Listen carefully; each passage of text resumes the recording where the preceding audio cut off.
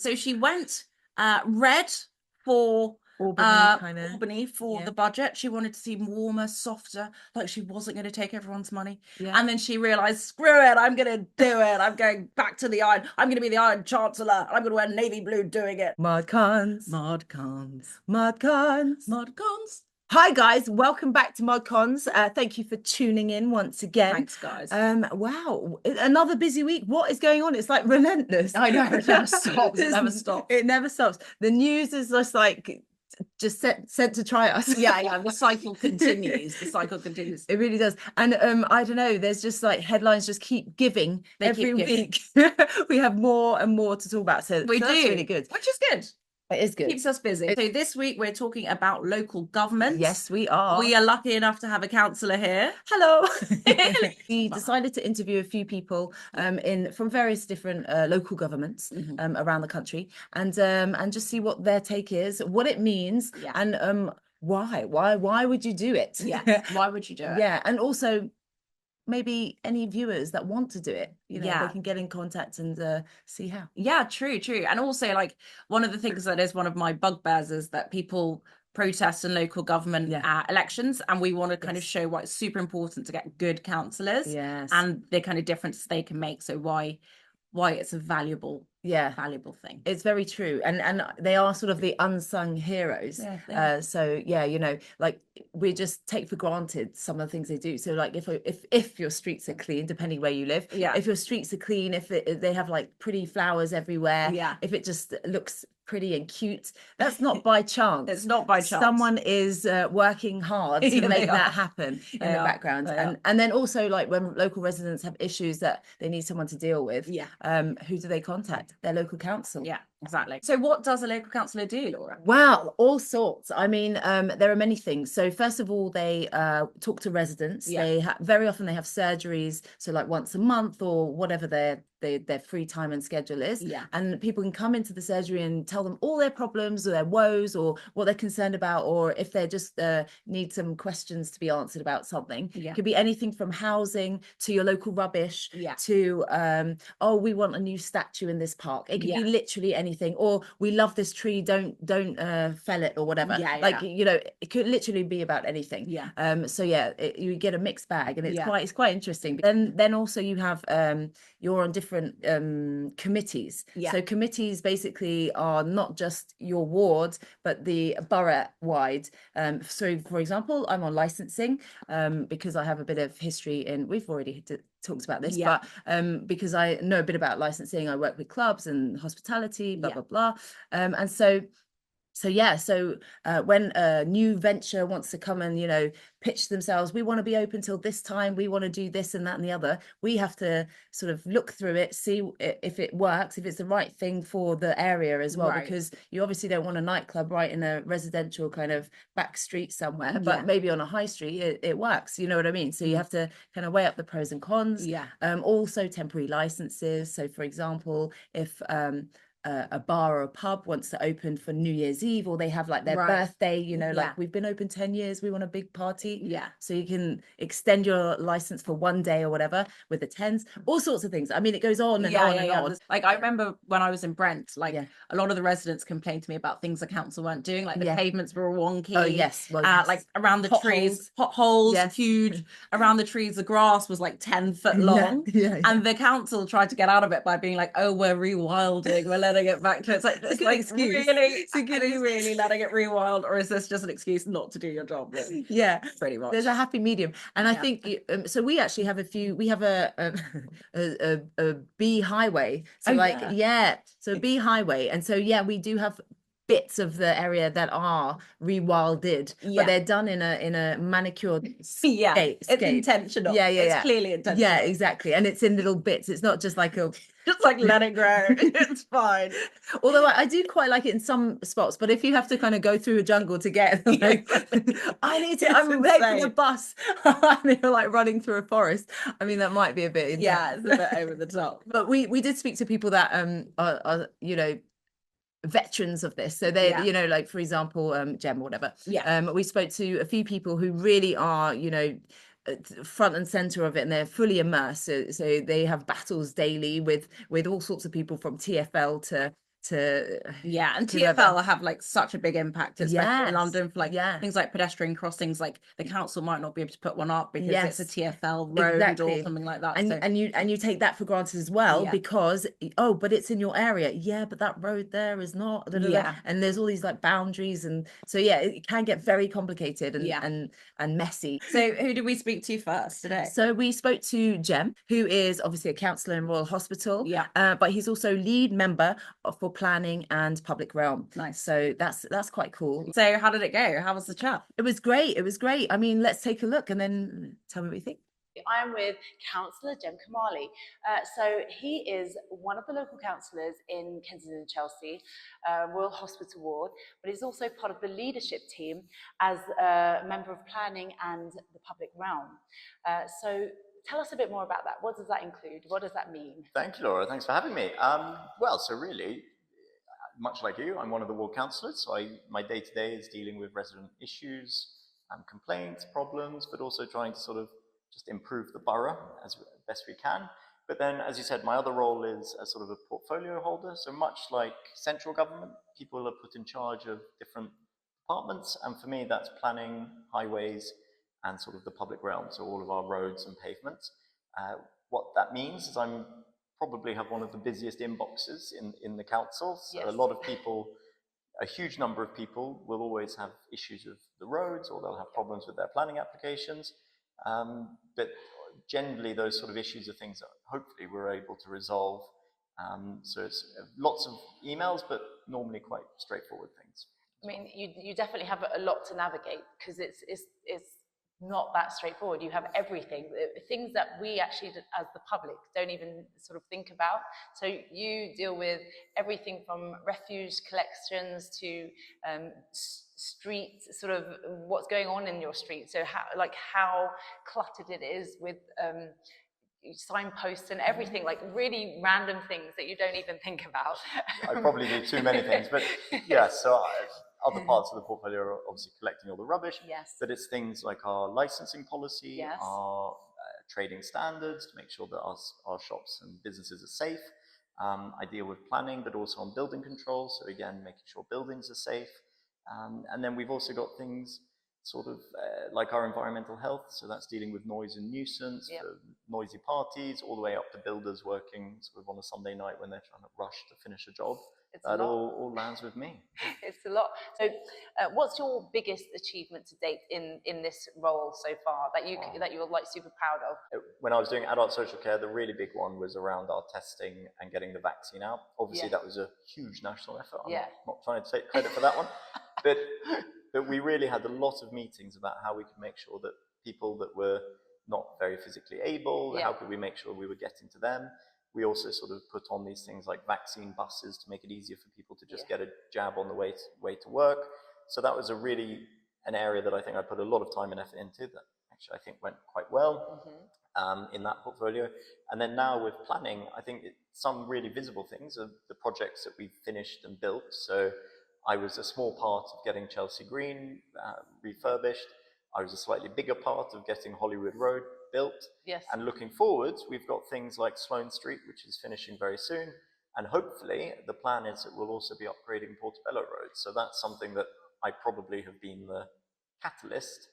But again, it takes a village.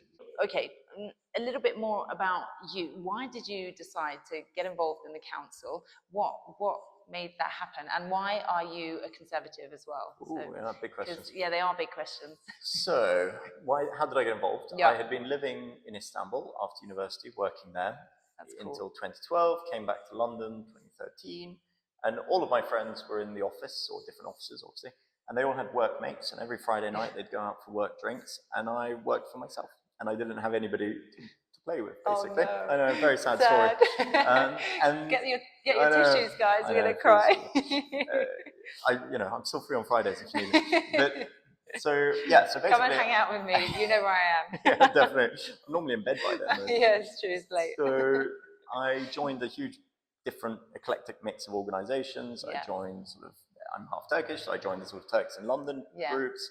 WhatsApp was sort of just starting, so there were lots of new WhatsApp chats. It was still mostly Facebook groups and things. So I joined all of them, and one of them was the local Conservatives. And then I attended, not as a politician, but I came along to a meeting in the town hall, in fact, the town hall where we are today. Yeah. To hear about Crossrail, okay. which as a, whatever I was, 20-year-old, I thought, oh, okay, new tube step, sounds all right, no problems to me. And then I sort of saw residents, heard their views, heard all the issues, the complexity, the huge cost, all of that. But that was sort of the first time I was sort of involved in any campaign at all. Not that I was very involved, I was aware of it. And then I was approached by the former ward chairman for the Royal Hospital, where I represent, who basically said, do you want to come on the team? And I said, okay, why not? And then nothing better to do on Friday, I'm gonna completely. So I went for a few leafleting things, a few deliveries and sort of fundraising events and whatever. Yeah. And then all of a sudden they were saying, oh, why don't you think about joining the council? And I had never thought about it, looked into it and figured, okay, much like you did, I'm sure, like a few hours a week I could do that. Yeah. And then that few hours a week becomes a few dozen hours a week. And then you're suddenly immersed. Every day you're doing it.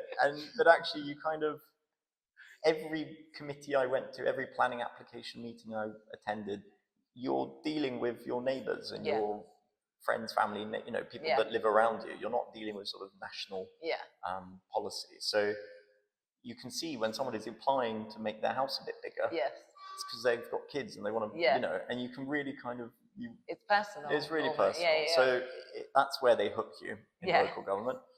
Why I'm a Conservative, I think, the standard answer is, oh, I've always been a Conservative. That's what everybody says. But no, I think it's slightly, I'm quite entrepreneurial. So as I said, I sort of came back to set up my own business. I've now got too many businesses, probably. I keep setting them up. I've opened a little coffee shop recently as well. It's very cool. You should go and see it. Come on. Pitch it. Come on. Discount coffee at Cafe Pier on Albert Bridge. Come along. And I've always sort of respected people that work and give something back. It's not just about making money for yourself. It's really about working hard to improve everybody's lives. And there's always this kind of story that, oh, Tories are all about avoiding taxes and whatever. And it's not. If you genuinely work hard, it's about, you want to see your taxes going on good things and supporting the most needy. And that's why I get frustrated when national government spends it on silly projects or they waste money or whatever it is. It should be going, because every pound that's wasted is money that's not going into frontline services. So that sort of conservatism there, but it's also, it's the way we manage money, the way we sort of make sure that the country is growing so we can actually pay for these things. I'm not one of these kind of privatize everything, we must be this sort of libertarian state. I think there's a really good safety net that the government should provide for people, and it needs to be funded as a safety net. It needs to be. It's got to be a safety net. You can't become reliant on the government because the government isn't reliable. Right? So you've got any color. I mean, we've seen it, blue and red. It's sort of, nobody's perfect, and you've got to be able to lift yourself up, but also help lift other people up. And that to me is conservatism. It's not sort of left wing, right wing. It's just small c conservatism. So that's where I am. Well, that's cool. And so just going back to local government, how has it changed over the last, you've been in it, what did you say, 7 years? So how has it changed over those 7 years? That's quite a long time. Yeah, definitely. I mean, obviously, look, we're in Kensington, Chelsea. Grenfell in June of 2017 is part of our story now. And lots of other councils have had to struggle with budgetary problems. We're certainly not immune from that. And we also have to go that much further to support the bereaved and survivors after the tragedy. So that economic picture has certainly got tougher for all councils. I think councils are having to do more things than really they were ever set up to do. And they're having to do them with more statutory responsibility, more checks, with more pressure from national government, sort of pushing that work onto local government. And that all costs money and time. And so there's a lot of that pressure over 7 years. I think we've seen that, especially in London, where the housing has been so difficult. And it's not getting any easier. That's a big one. A couple of things, because obviously we are mod cons. So what do you think we can do to re-engage with the younger people, to get them involved in politics, to get them want to sort of be local councillors or to be the next MPs and so forth? What should we do? Well, I've become really aware of the fact I'm sitting here in a tweed jacket, but that's because we were at Oscar Wilde's unveiling. It's not my normal clothing. I back that up. I haven't seen many tweed jackets on you. So I had to dress up for today. But the biggest one's housing, right? So you can't be a capitalist if you don't have capital, so it goes the mantra. Yep. But also you can't really afford the good things in life if you're spending so much of your money just keeping a roof over your head. Yeah. So we've got to find a mechanism where we either build so much housing that the average cost of a house comes right down, or given that probably we're not going to do that fast enough, for this generation, we need to find a way of getting them on the ladder in an affordable fashion. So whether that's sort of stamp duty, proper discounts, if it's about increasing the LISA investment program, if it's about making sure maybe getting borrowings from your employer that you can pay back as you grow through a company. It's all debt. You have to find a way to pay for that. But once you're on that ladder, normally people then look after themselves, and they pay down their mortgages, they pay off their bills, and then they're sort of secure in their own home. When you're in an insecure rented property, yes, you might be there on a 5-year contract. If Labour do their rent reform things, you might be there for a really long time. Yeah. But it's not yours, and you're never going to invest in it in the same way that you might put a kitchen in your own house or do up the bathroom or something. So housing is a big one, but it's also about, it's sort of slightly getting people to innovate. We look at America where people set up companies, it goes bust, then they set up another company, then it goes bust, then they set up something, and everyone praises them for doing it. Yeah. But you look at, I talk to my friends or whatever, the guy that sets up his own company, everyone goes, oh, that's a bit risky. Yeah. Oh, how are you going to pay for your mortgage?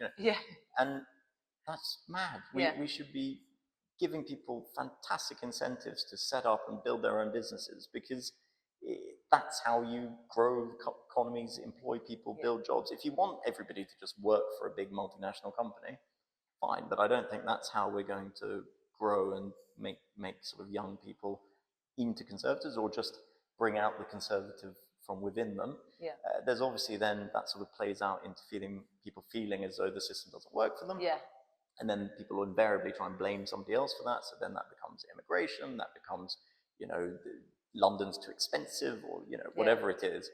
And they're right, they're wrong, there's a mixture. But as a conservative government or conservative council or whatever we are, we just have to try and give people a bit more opportunity to give it a go, because maybe only 9 out of 10 might not make it. They'll go back to the normal corporate job or whatever, but that number one might end up building, $1 billion business and employing lots of people, or even just doing something that isn't super sexy and like a unicorn, fintech, whatever. Maybe they just make pumps for, pumps for the washing machines or whatever. Tiny businesses that a manufacturer, manufacturing produce. Exactly. Producing. And so I think as a nation, we can't just try and solve everything with government. There has to be a cultural change amongst people that say, you know what, go off, be your own boss, get on with it. And that's why I do a lot of property renovations and things. And with AI coming and digital things, plumbers and electricians aren't going anywhere. Those jobs are going to be around for a long time. But filling in forms on Excel, maybe that will disappear, because the robots will do that for us. So it changes. I think we need to get more young people into politics, because it's not politics that you see on TV. It's fixing the roads, and it's getting the lights replaced so people feel safe at night, and it's Grassroots. it's pavement politics. We need more of that, because you then can't build proper sort of MPs and government people unless you've done a little bit of community work as well. That's true. I have so many more questions, but we have run out of time. Really like that. He had so much to say. Thanks. We do love Jem, don't we? Yeah, we do. We could have spoken for like ages more, but time was running out, and the library closed. I was filming in the library, very using our local facilities. Amazing. But anyway, you also interviewed someone? I did. So we wanted to definitely like try and speak to younger people who were going into local government and ask them why they want to do that. Why? So why? So here's what she had to say. I'm here with Eddie Reeves. He is an Oxfordshire County Councillor, a district councillor in Cherwell, also leader of the opposition over in Oxford. So Eddie, thank you so much for joining me today.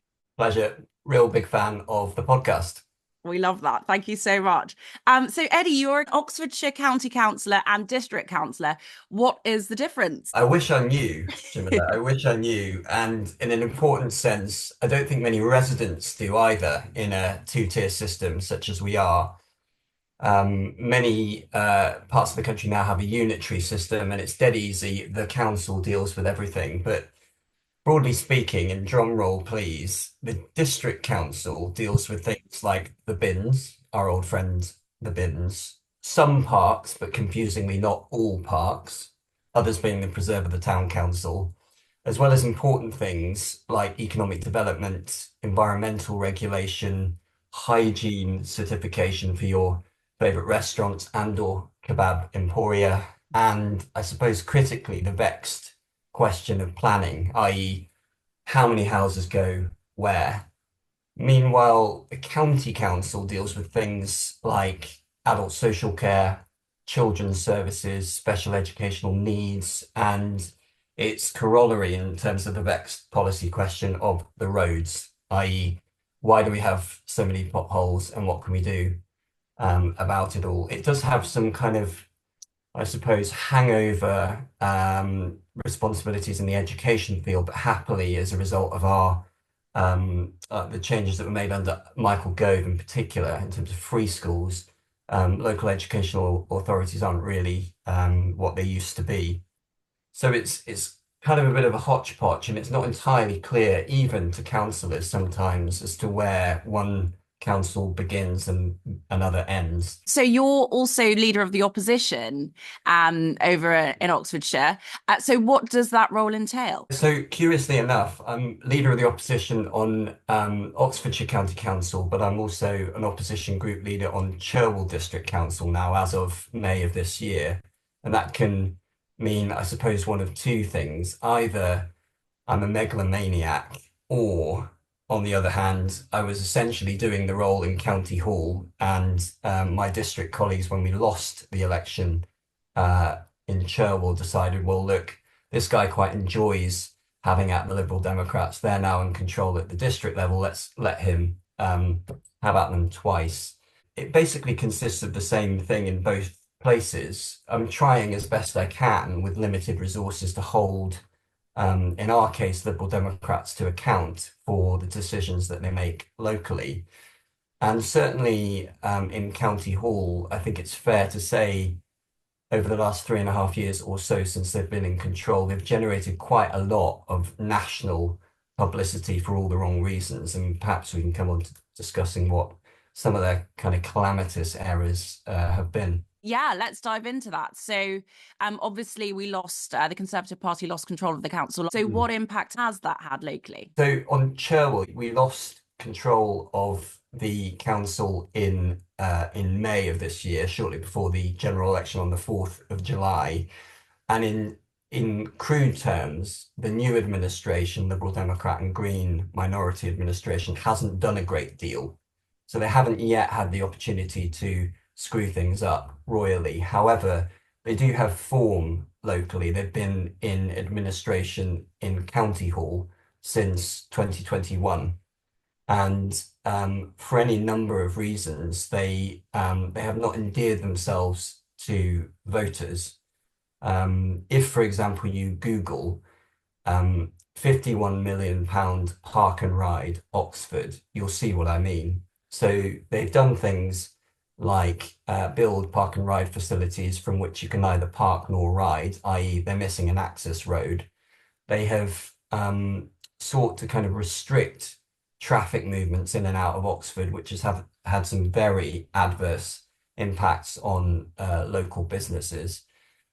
And critically, they're not even doing the basics well on the kind of social justice agenda that they pride themselves on. So in special educational needs and disabilities, for example, Ofsted and the Care Quality Commission came in last year, and the consequence of their report into our local services is that we're now under a formal government improvement notice. Now, when we ran the council, we always had kind of inspectorate determined good ratings for both adult social care and children's services. So you can see, I suppose, the impact of voting for perhaps well-meaning but deeply incompetent progressive councillors in what is essentially quite a large local authority. You know, it has a budget of about £2 billion between capital and revenue. So you can see there's quite a scope to mess things up if you're not competent and quite focused about how you deliver these local services. Yeah, that's such a good point. And I bang on about it all the time, that people use like local elections to protest. And it does really kind of screw things up locally. And I don't think people necessarily realise the impact it's going to have on their lives when they're doing it. In terms of the Lib Dems, interesting, the park and ride, is that the one that the Oxford Tube goes through, or is that another one? So this is a new one to the west. It's a new one, okay. Of the city. So the Oxford Tube goes from the east. Right. But basically their idea was to increase the park and ride capacity and then to restrict when you can and can't drive your car by these so-called traffic filters, which is basically a kind of camera controlled system. So essentially, someone like me who lives outside of Oxford, I can only, pursuant to this new policy, drive into Oxford 25 times a year. So that's twice a month. And if I breach that limit, then I will be fined 70 quid a day. And in the minds of the Liberal Democrats, this is a great idea because I will naturally go and park and ride instead. In practice, what I'll do is I'll jump on the train and go to London if I need to shop, or indeed to Leamington, which is 20 minutes, so equidistant as I am between Leamington and Oxford. I'll just go to Leamington. You know, it's dead easy. And many people will do likewise. Similarly, in the south of the county, they'll just go to Reading instead of going to Oxford. It's not kind of rocket science, and you don't have to be an economist to work this stuff out, but seemingly the Liberal Democrats struggle. That's the worst policy I've ever heard. Like 25 times a year, you're allowed to drive into Oxford. Yep. Well, that's absurd. And also driving, people out of Oxford and driving business out of the areas. Apart from the adverse impact on business, if you have a hospital appointment or you have a loved one in hospital, you're going to get dinged. So it's not even like there are sensible exemptions for people who need to access the city for a defined period of time. For example, because a loved one's undergoing cancer treatment or whatever. So it's going to become quite unpopular quite quickly. But happily for them, they haven't got themselves sufficiently well organised to get this dreadful policy in place before the election. So one of our tasks locally is to try and get it into the forefront of the public consciousness. If you re-elect them, this will happen. So obviously we were also wiped out by the Lib Dems in the general election as well. How's the fight back going? What are people saying on the doorsteps? All I can say is that the Liberal Democrat support that is out there is incredibly soft. So it is, to all intents and purposes, a protest vote from well-meaning, usually professional people who had just had enough of us. And if we're being honest, who could blame them after some of what has happened? I do, however, sense that there's quite a lot of goodwill still out there for us. And I'm sure you're pretty plugged in, and indeed your listeners will be too, to local government by-elections and what is happening every Friday morning after a Thursday poll, week to week. And we are going like the clappers at local government by-elections across the country, actually. So from, Surrey to Hartlepool and back. And that bodes well for us in Oxfordshire because we're kind of slap bang in the centre of the country, give or take. What made you actually want to go into local government, and what do you love about your role? It's a really good question. And a lot of people ask me this, usually from a kind of slightly perplexed point of view. So a lot of people don't really understand what the council does or why it's important. And I was a pretty kind of run-of-the-mill local solicitor, quite enjoyed my job, liked working locally. I grew up in this neck of the woods, and I was quite happy doing that. But I'd always been interested in politics, and I was looking for something to do alongside my day job, essentially. And to any sort of professional person or business person who is looking to do public service, do get involved in your local association and do stand, because most associations throughout the country are looking for good people, and we need, like any organisation, fresh blood. Interestingly enough, a lot of people who are in local government tend to be kind of retirees because they got a lot more time on their hands. Do you think there's a place for younger people in local government, and how can we encourage them to take that leap? Yeah, well, there should be, shouldn't there? If Parliament is constantly looking to become representative of the people, then why not local government as well?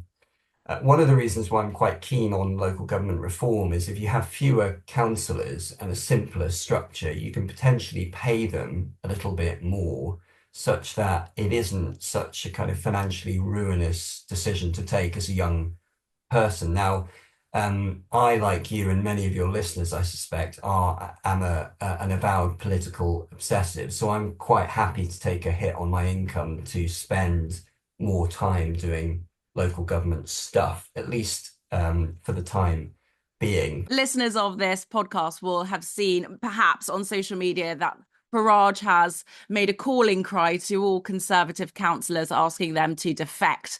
And I loved your response on X to his letter and video. In the video, he's trying to pretend that we're going to lose these seats, which, as you mentioned, if the local by-elections are anything to go by, we know is not the case. Do you have anything to say to anyone considering defecting to reform?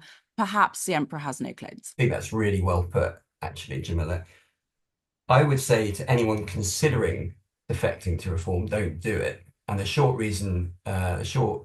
straightforward reason, I suppose, for that is more or less the same as I gave in connection with the Liberal Democrats. They're not serious people in the round. Doubtless there are good people in reform. I don't deny that for a second. However, the lion's share of party members, they're not serious people about reforming local public services. So if you really care about your area, you've really got to, and you're of a kind of centre-right perspective, you've got to join your local Conservative association, get involved. And if you hold some views that are on what might be identified as the right of the Conservative Party, fine.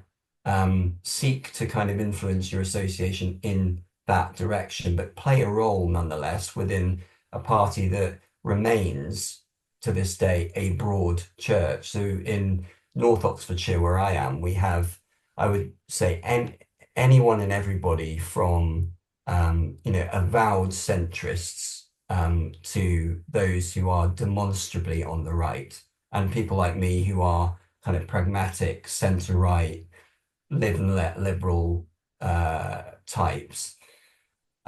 So there is a home for you here, and in a sense, we can't do it without you. So please get involved. Absolutely. And my last question to you is a little bit about local government or local services as well. You've spoken about how a private school scholarship impacted you. And in light of Labour's looming schools tax, what impact do you think this will have in Oxfordshire locally? And speaking from your own personal experience, why is this policy just such a terrible idea? Yeah, I mean, it's probably the most pernicious policy alongside the winter fuel allowance change that Labour has so far meted out on the country. And let's see what they do in 5 or 6 days' time at the budget. There may be some more pretty discriminatory and divisive policies coming our way. But I mean, for me, a scholarship to private school made all the difference. So my mum was a teacher, state school teacher in Northampton. It's pretty difficult in a city school, she also taught at a correction facility in Milton Keynes, which is essentially teaching some very disadvantaged young people who've fallen into the kind of youth criminal justice system. So she wasn't rich by any stretch, and my dad divorced my mum when I was 1. So I think by implication, and I've never asked my mum this, I suspect the marriage was collapsing when I was conceived. And the consequence of that was I spent a lot of time with my grandparents, my mum's parents growing up, and all 3 of them were teachers. And they managed to get not only me, but my brother, who is considerably less intelligent and, I dare say, handsome than me, scholarships to independent schools locally. And essentially, once we were in the system, a scholarship at 11 led to a scholarship at 13, led to a scholarship at 16, and we were able to stay in that system. And it's doubtless made a great deal of difference to my life. And I have friends who grew up literally a stone's throw from me, who went to the local comprehensive school, and they have had very different lives. And whilst I would always say that we must make the state system better, and we must really invest in education, I believe that profoundly with every bone in my body, I don't think trashing the independent system is the way to go, unless we forget independent schools are a huge export for the United Kingdom. People come from all over the world to be educated here for good reason. Totally agree. Sorry, I didn't realize you'd stopped talking because I was nodding along. No, I totally agree. It is, education is one of our greatest exports. And, you know, as a Conservative government, or our consecutive Conservative governments have done so much to improve state schools, phonics, preschools, things like that. So I think it's bizarre of them to pretend that our record on this is really poor. But Eddie, I could literally talk to you all day, and there are so many more questions I didn't get to ask you. But thank you so much for joining me today on the ModCons podcast. So this week, how's it going? Don't even. So well, yeah, I mean, it's crazy. The news today, let's just say, well, this week we've been talking about prisons and, you know, overflowing prisons. Bada Mahmood has been in Parliament, sort of giving us her spiel, her take on what she's going to do with prisoners. Yes. And what she's doing, and early releases, and obviously we have like some you know, issues, the fact that we've got too many prisoners for our prisons. Yeah, which says so much, doesn't it, really? It really does. It's kind of crazy. I mean, there's obviously many issues, like reoffending is a problem. Yeah. So the point is, we want to find a way for them to, you know, if they end up in prison, one-stop shop, that's it. And then you, like, you know, rehabilitate and come out would be the ideal thing. But I'm not sure how well that's working. The most important thing is that we have around 10,000 foreign nationals in our prisons, and they're trying to find ways to, I guess, deport them or send them back to their countries so we can free up more space. That's 10,000 spaces that could be used for our local criminals. Yeah, you're right. I think that was a Robert Jenrick policy idea, and I think Nigel Farage is jumping on that now. It seems to make sense, right? It does make sense. Yeah. The point is, if you're a criminal and you're doing something wrong in a country that has welcomed you to, you know, to contribute to the country, and then you just sort of make a mockery of it, you should lose that privilege. No, and it is costing us money. We're paying for the privilege for them to be, you know, at His Majesty's service, and I think they should be doing it elsewhere. Perhaps. Exactly. And another funny thing, well, I don't know if it's funny, but some of the early release guys come out and they've got like these super sexy cars, like, you know, Rolls Royces and like G-Wagons. I'm like, what is going on? I mean, it sort of says crime pays, and do you know what I mean? It's just I don't know if they're necessarily legit cars, but the funniest thing is that obviously Keir Starmer was like Mr. Law and Order, and they come out of prison like freed by him, and then start going, big up Keir Starmer, thanks Keir, you've got my vote, and he's like mortified by all that happening, because, you know, it's literally his worst nightmare. But, you know, obviously they're going to blame the Conservative Party, of course, but these are the choices they're making. They could go along the route of doing the 10,000, you know, foreign prisoners who, you know, aren't British and don't necessarily need to be in our prisons, but they're choosing not to do that. So you can't blame the Conservatives if you have another alternative and you're not choosing to do it. That's true. That's true. They are still talking about it. Right. So we do have to give them that. Okay, fine, we'll give them that. I don't know where the talk will go. Yeah. But they are sort of at least having the conversation. Right. I think that's a start. If they weren't even acknowledging the conversation, then that would be like totally. But it's like it's not ideal. They're acknowledging it and talking about it, but they're not doing anything about it. They're doing the early release for people who've only served 40% of their sentences. So why don't they think about that and actually do the other thing that's probably the right thing to do? I agree. I totally agree 100%. I'm just saying that they are. I am being a bit balanced. That's good. Funny is that. It's not just crazy Tory. You can't scaremonger the public into sort of early releasing these prisoners because we've got no room in the inn. Well, you've got to do something about it, and there's plenty of things to do. Yeah, and I mean, they found space for the people on Twitter tweeting things that weren't necessarily killing and raping anyone. Yeah. So why have they got space for people who are talking and not people who are doing? Yeah, that's true. And so David Gauke, the former Conservative Justice Minister, has been brought in to help with the sort of reforming of the sentencing. I'm curious as to why they would do that. Is because they don't have anyone in their party that is capable, or is he like potentially a scapegoat? What's the drill? Sounds a bit like it. It sounds a bit like it's a bit of a political move. So Wes Streeting has had a week of being all about the NHS. He's trying to change the news cycle. Let's not talk about donations anymore. Let's not talk about Lord Ali. Let's talk about the NHS, because I can blame the Tories about that one. So he's on an NHS, I don't know, rampage. I don't know, that seems a bit weird. So he's been talking about the NHS. He's been talking about his 3 shifts again. So we spoke about those before. But he's also started a consultation. So he's asking the great British public, what do they think that we need to do for the NHS? And they've come back with some very hilarious, good old British answers. They have. I mean, everything all over X and anywhere that this has been mentioned, there's been reply after reply after reply. So one of them was that nurses should have a maximum BMI. So they're basically saying you should be leading by example, which is, I mean, funny. There's method to the madness, perhaps. One other was Wetherspoons. Oh yeah, there should be a Wetherspoons in every hospital. Great idea. I mean, not the healthiest choice. It's not ideal, but I guess if that makes you happy, maybe it's a good place to wait. It's a good way to pass, an hour and a half. 10 hours. 10 hours, yeah. Isn't that the place that's open like from 8 a.m. to exactly. Or it never closes or something? Wow. Yeah, like 8 till 11 or something. Yeah. Also, my favourite one was that Lord Ali should supply the NHS clothing. He should. He should. Why not? Let's do some good, Lord Ali. There have been some really horrible ones, like mandatory euthanasia. For hospital beds and things like that. I mean, that's dark. Grim. Yeah, that's pretty disturbing.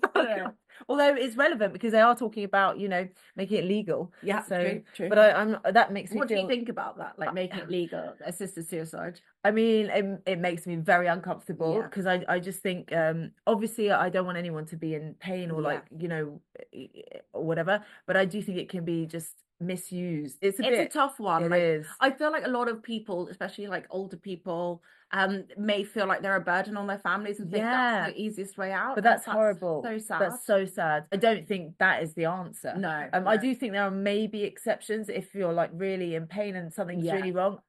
I don't know. It's tough because right. I feel like it also like goes away from like the fact that I guess we're still a Church of England country. We're still a Christian country. Exactly. And it doesn't feel like, I don't think any Christian would think that that's a good policy. So it's quite interesting that now it's being tabled and brought forward. It'd be interesting to see what the MPs say. I guess now the Labour in majority, I wonder if that will now shift things. I mean, whereas I don't know if it would have passed under a Conservative government. I mean, Esther Ranson's been talking about it for many years.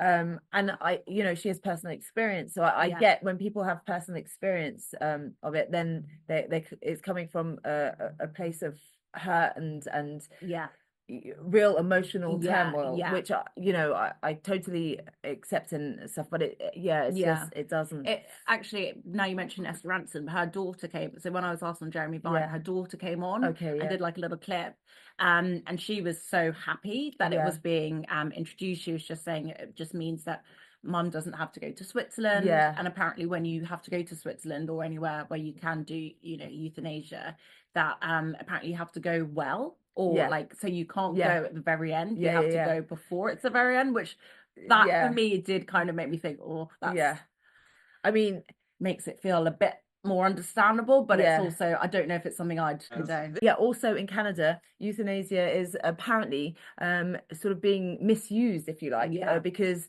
if you're maybe depressed or you're not feeling tip top or you're in hospital, it's one of the ways in which you can deal with your illness. For it to be misused so readily and easily is the scariest part of it all.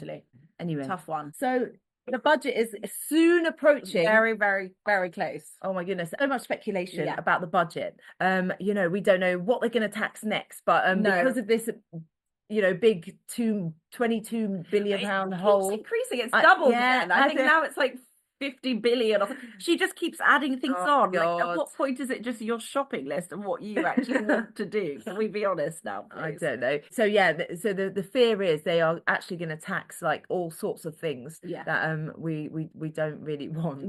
So like capital gains, that's why everyone is like leaving the country. Inheritance tax, they're going to reform that. Also, it's apparently going to hit farmers as well. And they said they're not going to do family farms, but every other type of farm is going to get crushed by it. Obviously national insurance, that's a big one, because they said they weren't going to raise national insurance. It's really annoying, and it's like my biggest bugbear, because the Labour Party don't seem to understand, I guess because most of them don't have any business experience.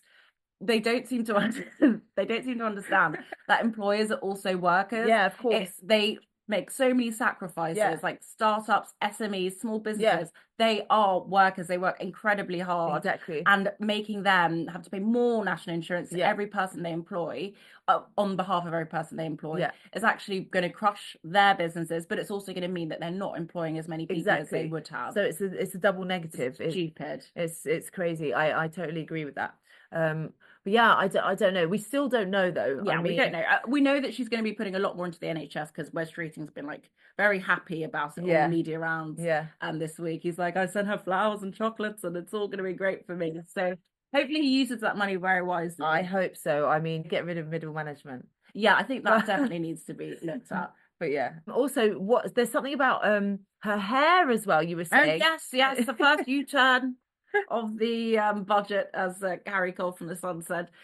So she went red for Albany for the budget. She wanted to seem warmer, softer, like she wasn't going to take everyone's money. And then she realised, screw it, I'm going to do it. I'm going back to the Iron. I'm going to be the Iron Chancellor. I'm going to wear navy blue doing it. It's just like, it's really annoying. She's just like... So she's gone back to brunette. She's gone back to brunette. Do you think that actually has an effect? Do you think...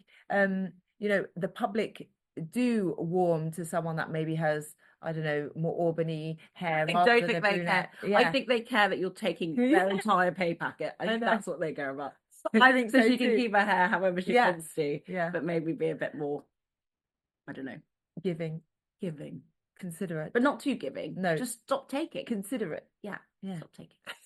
Anyway, we digress. We will be talking about the budget in more detail. We will. As soon as it comes out. So that's going to be very exciting. Actually, I can't wait. I'm interested to see what it's going to be. Me too. I know we seem quite jolly about it. It's going to be really horrible. The timing of it is interesting. Because we're still waiting for a leader of the Conservatives. The leader, a new leader to take over from Rishi. But that's not going to happen in time. No. So the budget will be sort of responded to by Rishi and Hunt, right? Yes, or Jezza. We will have a leader 2 days after the budget. So we will be divulging that, and I'm sure you'll know already, but we will be discussing that as well, because we want to know. I mean, there's only two left in the race. Two left. I know. We've got Robert Jenrick, who is all about policy and showing us the path that he wishes us to take. Yeah. And then we also have Kemi Badenoch, who is not about policy, more about ideas and building strong foundations, regrouping Conservatives, and values. and starting from that kind of level. So it's very different. Very different in the same party. So that's true. So I guess I don't know who's going to actually win. I mean, I hear whispers, lots of people like this one, lots of people like that one, but I guess it depends what you're into. There are a lot of people that really want policy because they want that direction. And then there are others who are like, no, it makes sense because we've been so fractured. We need to come back, group together, and get everyone in in one page. And walk with strength and go forward. And it will show camaraderie and whatever it is you need to kind of have that that thing that people buy into. So I don't know, we'll see. I think with her, like she did the GB News, well, they both did the GB News hustings, which was really good. You were on that. I was on that. I asked a question about how to build home ownership, which was good. He answered it. So what Kemi said, which was interesting, because I think she realized that the lack of policy was starting to become a sticking point for some people. And she was like, well, look, what we're going to do is we're going to have like policy groups, and everyone's going to kind of group together and think about what our policy is together, and like bring the entire party together. And I really like that idea. I think it's a good way to use your time in opposition to actually be like brainstorming and thinking like, okay, how can we get a really good manifesto in time for 2029. I think the only danger with what Rob's doing is like a lot of the things he's talking about, I don't know how relevant they'll be in 2029. They might be out of date. He seems to think, like I asked him this at the CPS, and he seems to think that it's still going to be equally important now. Obviously, we live in a global world now where everyone's moving all the time, also moving because of climate change. And he's now saying he's going to rip up the Climate Act, and he's very anti, the net zero agenda. That for me is a bit of a mismatch. And I also asked him about that too, about like, why do you hate the planet? And he said, I don't, but he just doesn't think it's realistic. And what we've done so far is good. But we need to be looking at how we've countered climate change in a realistic way, which I get. Yeah, because we are a small island. When you've got like all these big countries just like pumping out gas. No, everywhere. I get that. But it doesn't mean it's right. But there is an argument. We do quite well as a. I think so, but I think it's so important, like especially like as Britain, that people do look to without like blowing our own trumpet too much to lead the way on that. And I know not everyone agrees, and I know it's not fashionable to say, but I think it's so important to like be a leader in that, especially if we want to be leading in terms of industry, business, employment. This is the time to be doing it. And at some point we will have to. We will have to have no choice. And also people are moving because they're wherever they live is being flooded. So we actually have to, the two aren't, mutually exclusive. They are part of the same thing. And I think he's missing that, which it's my only concern. There are a few people that think like that though. They don't really value it, which I do think is a bit weird. Yeah. But that's me being an eco warrior for 5 minutes. Well, talking about climate change, Trump, he doesn't seem to care too much about climate change, doesn't he? It's not his like I don't know. No, he's hate the planet too? He doesn't hate the planet, but it's not his like, it's not, he's not flying the flag. Okay, fine. It's Kamala? I don't know if she is either. Okay, so maybe I'm alone in that. Me and Boris. No, you're not. No, I agree. I think we should be doing stuff, but I think not at the detriment to everything else. I mean, I think there's a happy medium until we can actually get it right. Yeah, that's fair. So but Trump, talking of Trump, USA. I mean, it's the so election now. I can't believe it. I don't know who's going to win. Do you? I have no idea. Do you know what? I thought, like, when we last spoke about it, I thought Kamala had it in the bag. It was done. We had a cat thing. And it was all very hilarious. Now I think Trump might just take it out. Trumpet. I mean, who knows? I'm undecided. I think I slightly prefer Trump in a way. I don't know why. I don't know. I love the McDonald's thing. I mean, he's really funny. Cool. Yeah, he's really cool. I don't know if you meant to pick someone because they're funny or like. I don't know. Life's hard. It's nice to have a bit of joy. It is. But businesses tend to love him. Yeah. So I mean, from that perspective, that makes sense. And I've spoken to actually a few Americans I know, and they are like entrepreneurs, very business orientated, and they're like, it's the best of two evils is basically the take from the US. Yeah, hot off the press. But and I'm talking about like some big hitters. You know, so yeah, I mean, I think that's the thing. I think that's also the same with the Labour Party here. Like, if you don't have an experience of ever like starting a business or like being high up in a business, then it's really hard for you to understand why the policies that you're making actually have such a big negative impact. Exactly. I think that's it with Kamala Harris. I think it's the same with Keir Starmer. It's just they don't quite get it. And I think it's important to have like more entrepreneurs in politics, because we want to grow. We want businesses to work. We want entrepreneurship and new things to, that's how you get like amazing things. That's who grows the economy. It's not government. Exactly. That's what they don't understand. Exactly. And imagine like if we didn't have that back in the day, some of the businesses that are so fundamentally important to us now, like the big ones, like I guess like Apple or like, all the tech guys, they wouldn't be anywhere if we didn't support entrepreneurs. And there was at one point under Boris's government where we had like the second most unicorns in the world. Exactly. And things like that. But now they're all leaving. They're all going to the US or Italy or Europe, anywhere else. Anywhere else but here. Or Dubai, I guess. It's sad. It's a shame. What can we do? Well, join the Conservative Party. I mean, that's it for this week. But next week we will be talking, hopefully, more budget, more stuff to keep you entertained. But we'll try. But thank you so much for watching. Don't forget to like, subscribe and share and tune in Mondays midday. Bye guys. Bye.